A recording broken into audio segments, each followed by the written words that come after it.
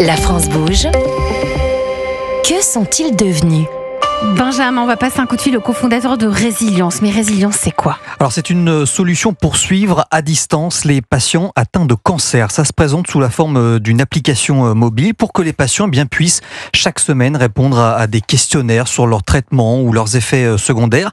Tout ça c'est envoyé directement aux médecins pour qu'ils puissent suivre les malades à distance et par exemple réadapter leur traitement si besoin. Bonsoir Jonathan Benamou. Bonsoir. Vous êtes le cofondateur et le CEO de Résilience. Résilience, c'était venu dans La France bouge, c'était en octobre 2022, c'était tout jeune, ça venait de démarrer. On l'a entendu avec Benjamin, c'est donc une solution de suivi à distance et d'accompagnement des patients en oncologie. Qu'avez-vous changé dans la start-up depuis votre passage dans l'émission ? Je crois qu'il y a eu des bonnes nouvelles. Oui, il s'est passé beaucoup de choses depuis 2 ans et merci de nous recevoir et pour nous permettre de vous tenir au courant.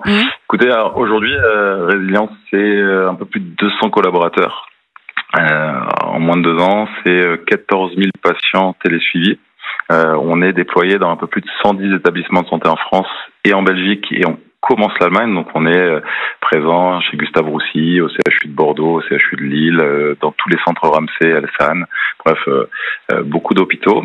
On est on a mené un peu plus de 20 études cliniques jusque-là, donc on a aussi nous un. Donc vous avez une bonne data, vous avez pas mal de données sur le suivi des patients.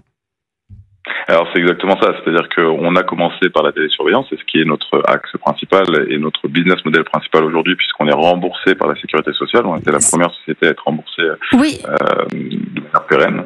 Oui, en 2023, vous avez reçu un avis favorable de la Haute Autorité de Santé pour être le premier dispositif médical de suivi en oncologie et à être pris en charge par l'assurance maladie. C'est majeur ça. Exactement, ça a changé vraiment la dimension de Résilience. Ça nous a permis de commencer effectivement à avoir un business model pérenne. C'est aussi grâce à la France qui est le premier pays au monde à permettre ce genre de remboursement et qui permet de changer aussi la santé parce que ça permet à des sociétés comme les nôtres de trouver des business models et de se déployer de manière pérenne. Et donc tout ça faisant, grâce à cette télésurveillance, on a effectivement aujourd'hui la possibilité de commencer à comprendre les mécanismes de toxicité et d'efficacité des médicaments sur le marché en ce qu'on appelle vie réelle et d'apporter de l'information. À travers le témoignage des patients et de l'échange de données.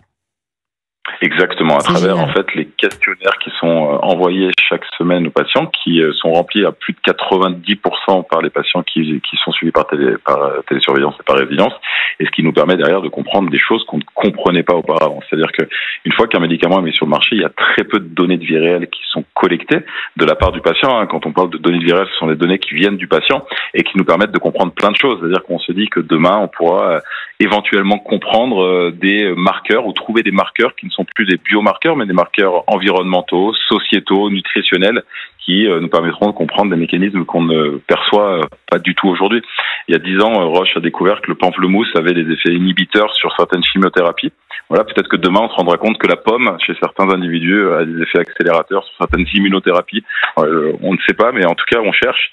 Et donc, l'objectif de Résilience, c'est vraiment d'essayer de décoder la vie et de décoder la vie grâce aux données qu'on collecte du patient et de mieux comprendre effectivement les mécanismes de ces médicaments sur les populations. C'est passionnant. Vous aussi, quand la tech se met à la rencontre et au service des patients atteints de cancer. Merci Jonathan Benamou, cofondateur de Résilience. C'est déjà la fin de l'émission. Avec Vivier, un petit mot. Non, juste pour dire à tout le monde qu'on est quand même en train de diffuser des bonnes nouvelles contre le cancer. Parce qu'on s'organise tous autant qu'on est, avec les patients, avec les chercheurs, avec les médecins, avec les industriels. Et puis comme on vient le voir, grâce aux nouvelles technologies, on va mettre en place, c'est sûr, de nouveaux médicaments contre le cancer. Ouais, ça nous a fait du bien cette émission. Merci à vous tous d'être venus sur Europe 1. Merci Eric Vivier, président de Paris-Saclay Cancer Cluster et cofondateur d'Innate Pharma. Merci à Nicolas Volikoff et Bravo, cofondateur et CEO de Cure 51. Merci Julien Léonard d'être venu ce soir dans La France bouge. Benjamin, on se retrouve demain pour une prochaine France bouge. Elle est là, elle est entrée dans le studio, elle s'est assise. Vous avez entendu, c'est Ombline Roche. Bonsoir Ombline. Bonsoir Elisabeth, bonsoir à tous. Les années top 50, ça commence dans quelques minutes après le journal de 22h. Et ce sont des artistes qui ont 2 amours ce soir. Qui sportifs et chanteurs. Alors c'est Jean-Pierre François, qui chantait Je te survivrai, footballeur, notamment de la S Saint-Etienne. Yannick Noah aussi.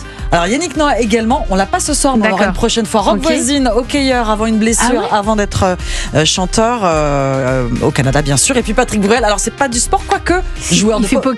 Joueur de poker. C'est du sport maintenant le poker. Ouais, c'est parce qu'on avait envie d'écouter Patrick Bruel.